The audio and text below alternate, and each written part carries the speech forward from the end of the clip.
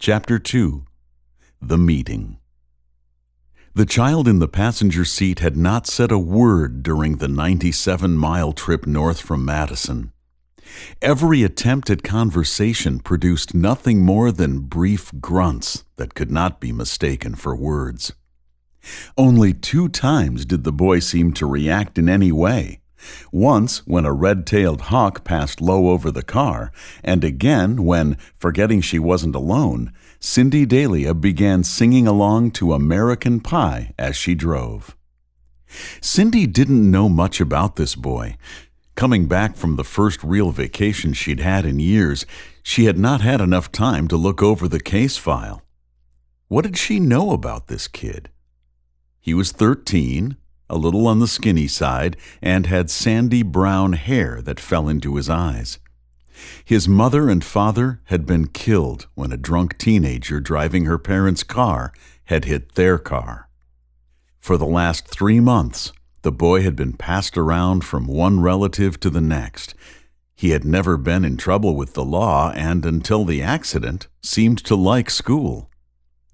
It was slightly unusual to place a child so far away from home, but there were a few foster openings in Adams County, while Dane County was bursting at the seams. In the 19 years that Cindy had been working for the Adams County Social Services Department, she'd had this responsibility too many times. Introducing a foster child to foster parents was emotionally taxing. The child knows that he is here because he is not safe or not wanted anywhere else. He also knows that his foster parents are being paid to take him in. Most important, he knows he's here for only a short time. Cindy winced as her blue 1991 Chevy Suburban scraped the large snowbank that bordered the driveway. The farmhouse needed paint badly. The sidewalk to the house was shoveled neatly, but the path to the barn still showed the results of yesterday's heavy snow. Behind the barn lay a 160-acre potato field with a large center pivot irrigation boom that stretched to the western fence line. The snow-covered field looked lifeless. Cindy had an uneasy feeling as she brought the large Chevy to a stop. Ellen and Ben Rain came out of the house immediately. A good sign, Cindy thought. She'd never met the Rains. This was their first foster child. The report in the file explained that until 1988, they had been struggling dairy farmers.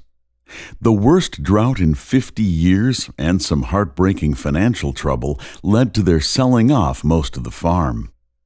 Ben started driving for a local trucking firm and sometimes was gone for days at a time. Ellen did seasonal work, packing cheese gift boxes and taking telephone orders for a company in Marshfield. Ellen, Ben, and Cindy stood in the farmyard talking as the boy slowly got out of the car. The adults stopped talking, and Cindy moved to stand next to the anxious child. "Corey Nelson, I'd like you to meet Mr. and Mrs. Rain," Cindy said. "Please, call us Ben and Ellen," Ben said, offering his hand. Corey took it hesitantly.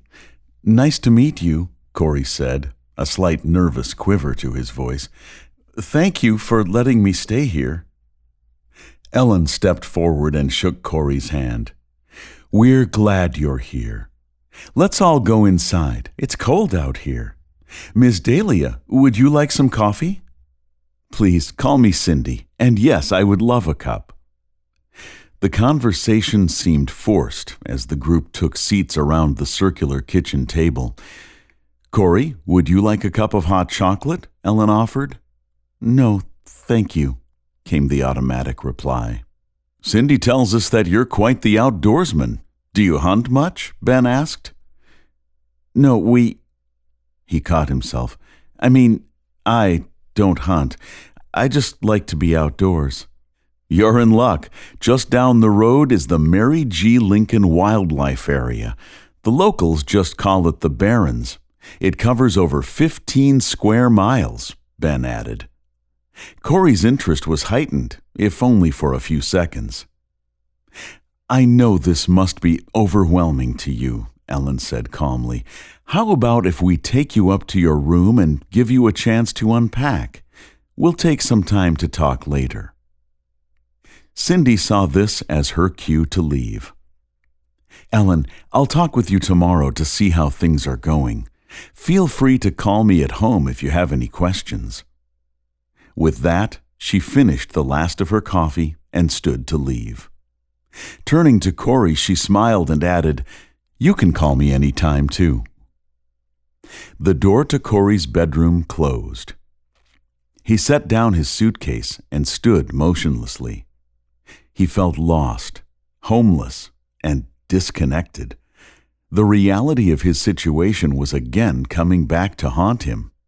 His parents were gone for good, not out for the evening, not on some botany field trip. Gone.